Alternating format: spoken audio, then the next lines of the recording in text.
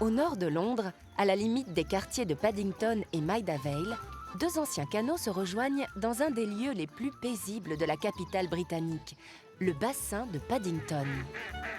Des ponts, des canaux et beaucoup de charme, il n'en fallait pas plus pour qu'un poète qui vivait dans le quartier au XIXe siècle lui donne le surnom de Little Venice, la petite Venise. Oh, là on va entrer dans un tunnel. Un tunnel long de près de 900 mètres permet le passage sous la colline d'Islington.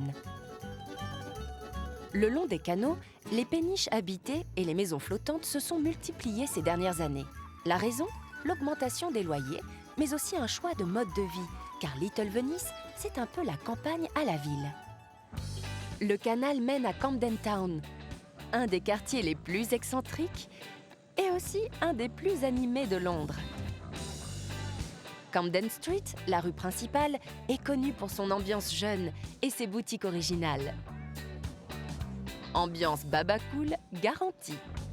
On y fait aussi des rencontres inattendues. Bonjour. J'ai même pas peur. Il bouge pas beaucoup lui, hein. Ah, par là au moins, ça bouge. Allez, on danse. Et en rythme, hein.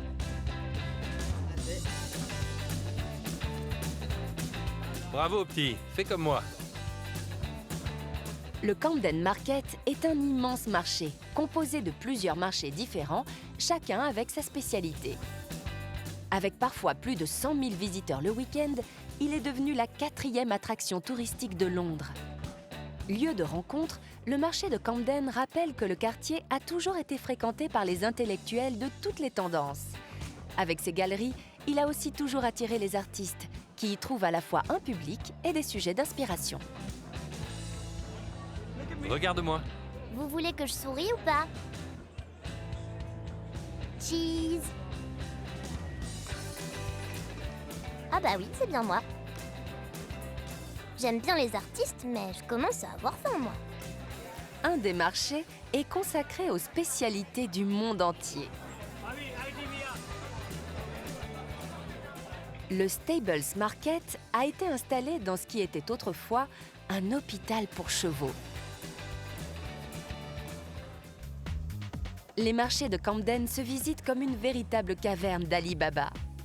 Il y a même en sous-sol l'Electric Ballroom, la salle de bal électrique, l'endroit idéal pour trouver les vêtements les plus branchés de Londres. Ils sont vraiment trop ouf, ces t-shirts.